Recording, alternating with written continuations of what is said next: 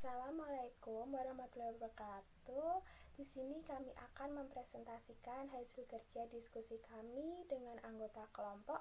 Saya sendiri Aina Putri Kurnia Prima, kemudian ada teman saya Alvira Sintaratna Ningrum, kemudian ada Aninur Azizah dan Ansari Azhar Hussein. Pertama-tama, kami akan mengucapkan terima kasih kepada dosen pengampu mata kuliah Hygiene and Sanitation atas kesempatan yang telah diberikan untuk kelompok kami untuk presentasi pada hari ini. Di sini, kelompok kami akan membahas tentang suatu makanan, yaitu dadar gulung. Nah, dadar gulung sendiri merupakan suatu makanan khas Indonesia yang tepatnya berasal pada Pulau Jawa. Kelompok kami memilih dadar gulung yaitu dengan alasan karena dadar gulung itu sendiri merupakan salah satu usaha untuk mencegah menjamurnya produk makanan impor, yaitu dengan mencintai produk lokal atau makanan khas Indonesia.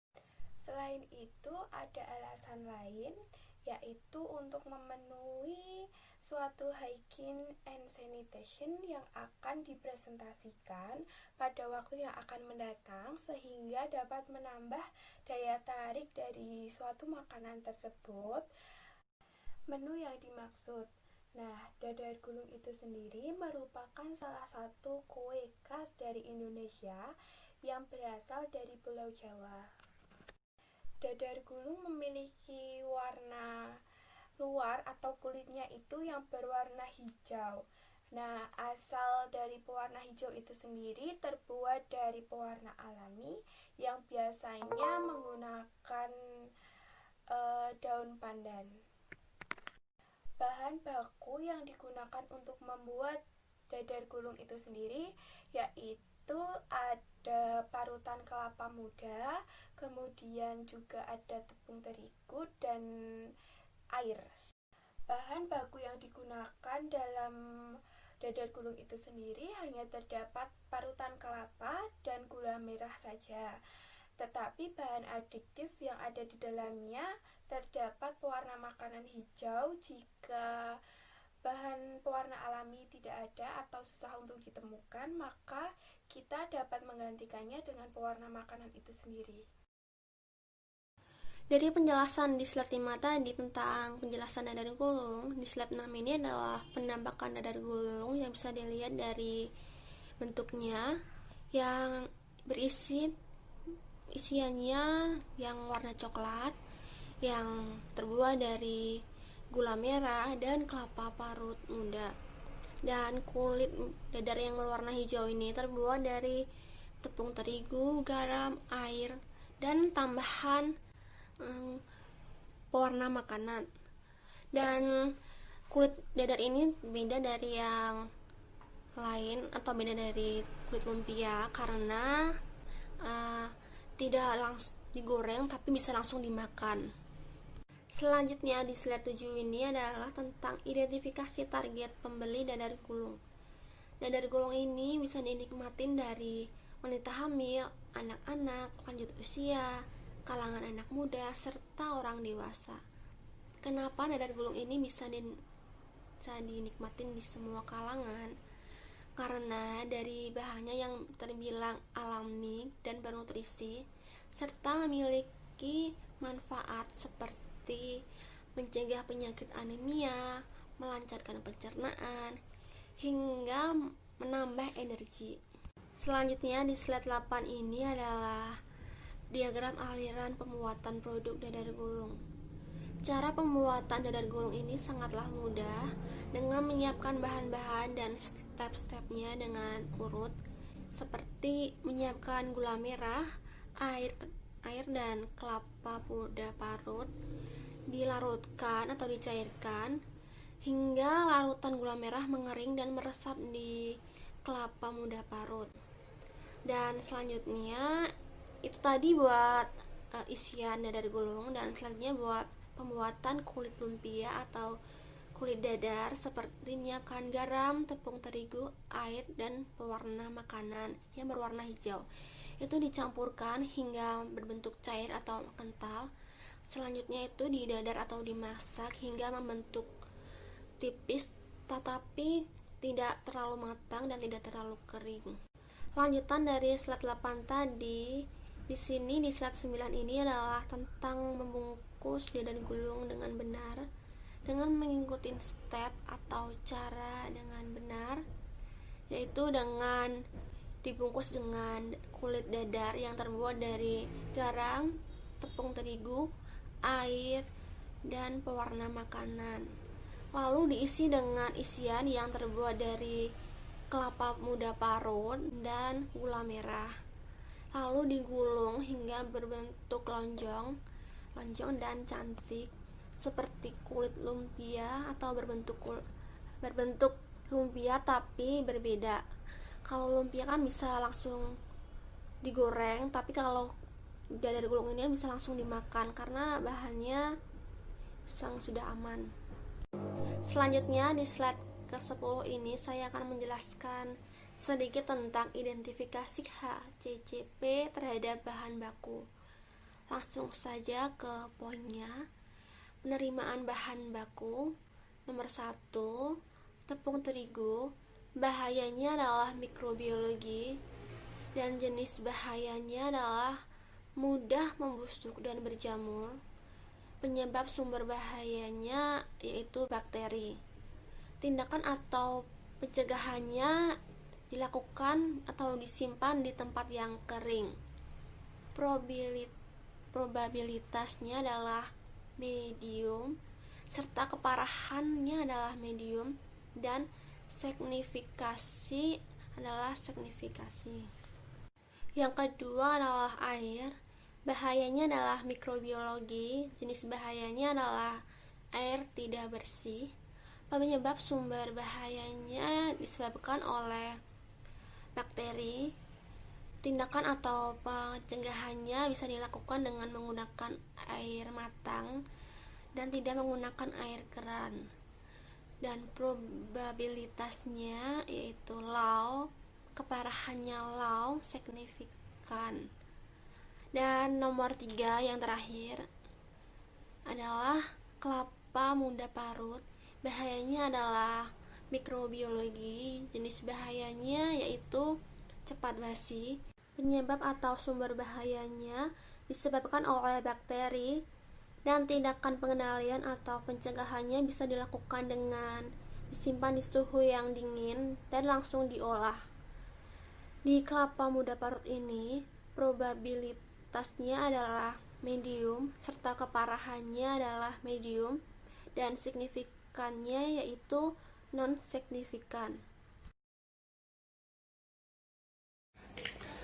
Di slide 11 ini, saya melanjutkan dari slide 10 yang membahas tentang identifikasi HACCP terhadap bahan baku.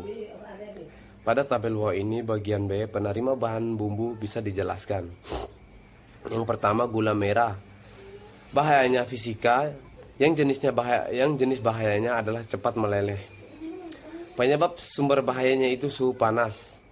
Tindakan pengendalian atau pencegahan dengan disimpan di tempat yang sejuk dan di tempat yang kering. Probabilitasnya high, keparahannya high, dan signifikannya non-signifikan. Yang kedua, garam bahayanya kimia dan jenis bahayanya adalah cepat meleleh. Penyebab sumber bahaya dikarenakan suhu panas. Tindakan pengendalian atau pencegahan dengan disimpan di tempat yang kering dan di suhu yang normal. Probabilitasnya high, keparahannya medium, dan signifikannya non-signifikan. Selanjutnya bagian C, ada penerima bahan aditif. Yang pertama, pewarna makanan memiliki bahaya kimia dan mempunyai jenis bahaya yang mengandung bahan kimia.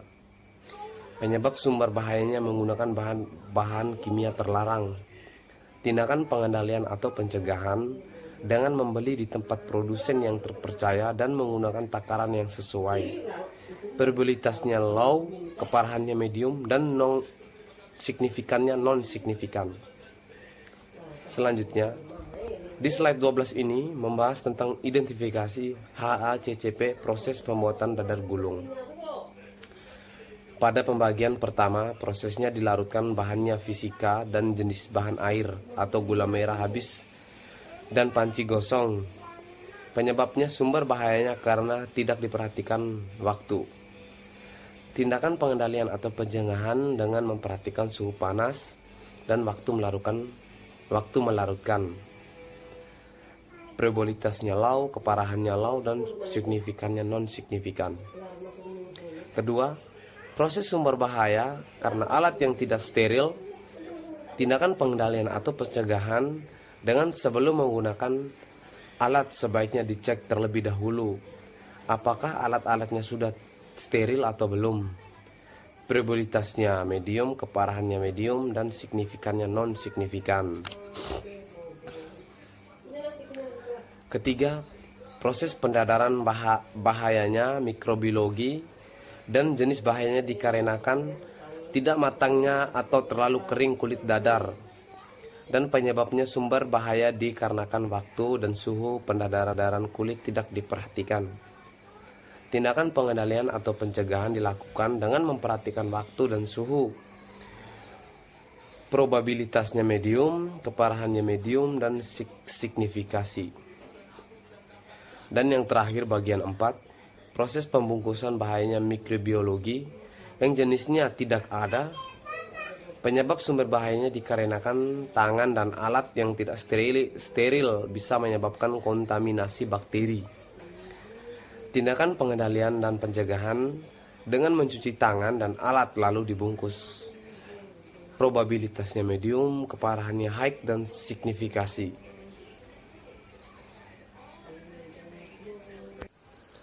Selanjutnya, di slide 13 penentuan titik kendali kritis dadar gulung.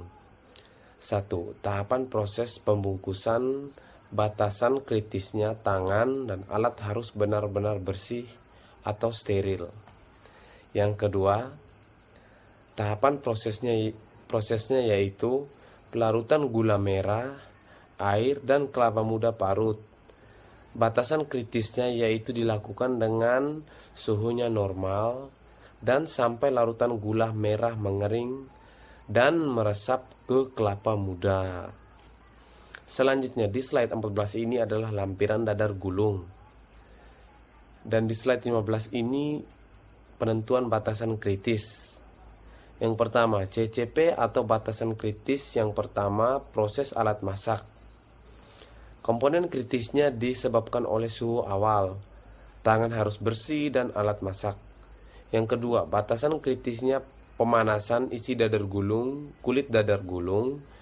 Komponen kritisnya disebabkan oleh tebal kulit dadar gulung, suhu pemanasannya, waktu pemanasannya, tebal pembungkusan, dan isi dadar gulung.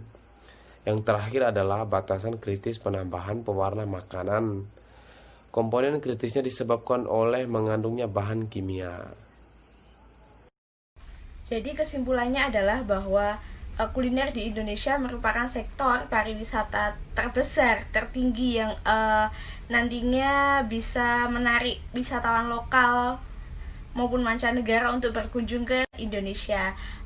Di sisi lain juga sehingga kita seharusnya tuh sadar akan potensi tersebut yang dimiliki, yang ditempati dari kuliner itu sendiri. Bahkan Indonesia memang sangat beruntung memiliki banyak suku, budaya, sejarah yang mampu mempengaruhi kekayaan kuliner yang dimiliki daerah-daerah tersebut.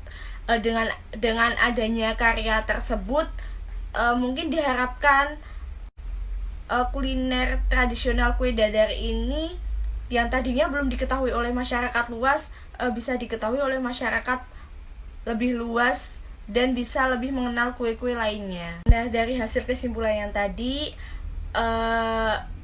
ada pula juga saran meliputi dua, yaitu saran bagi pemerintah dan saran bagi pecinta kuliner tradisional di Indonesia. Untuk saran bagi pemerintah sendiri, yaitu pemerintah sangat diharapkan untuk mendukung kegiatan-kegiatan yang berbau dengan melestarikan, memperkenalkan kuliner lebih dalam untuk masyarakat, untuk masyarakat luas, halayak umum gitu.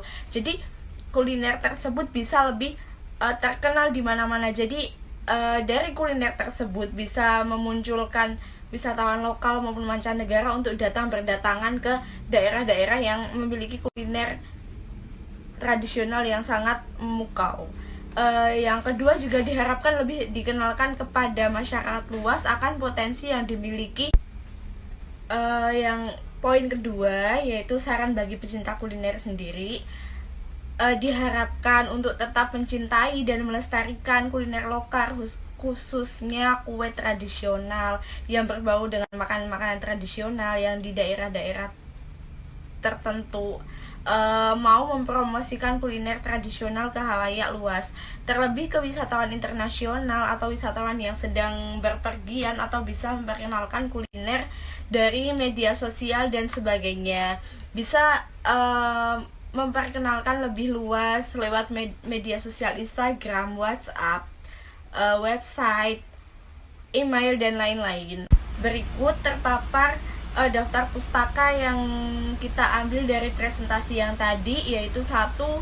Jajan pasar makanan tradisional masyarakat Jawa, diambil dari Adrianto tahun 2000. Jawa diambil dari Adrianto tahun 2014. Yang kedua, jangan takut makan enak, sehat dengan makanan tradisional.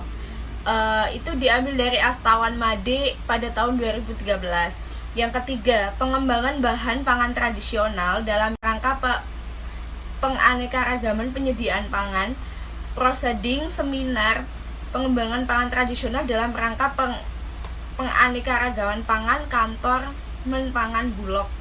Itu diambil dari Bahar Syah pada tahun 1993. Yang keempat yaitu diambil dari kuliner tradisional Jawa dalam Serat Centini. Itu diambil dari Sulistiatini pada tahun 2014. Sekian presentasi dari kelompok kami. Terima kasih atas waktu dan perhatiannya. Apabila ada tutur kata yang kurang berkenan, kami sekelompok minta maaf yang sebesar-besarnya. Saya akhiri. Wassalamualaikum warahmatullahi wabarakatuh.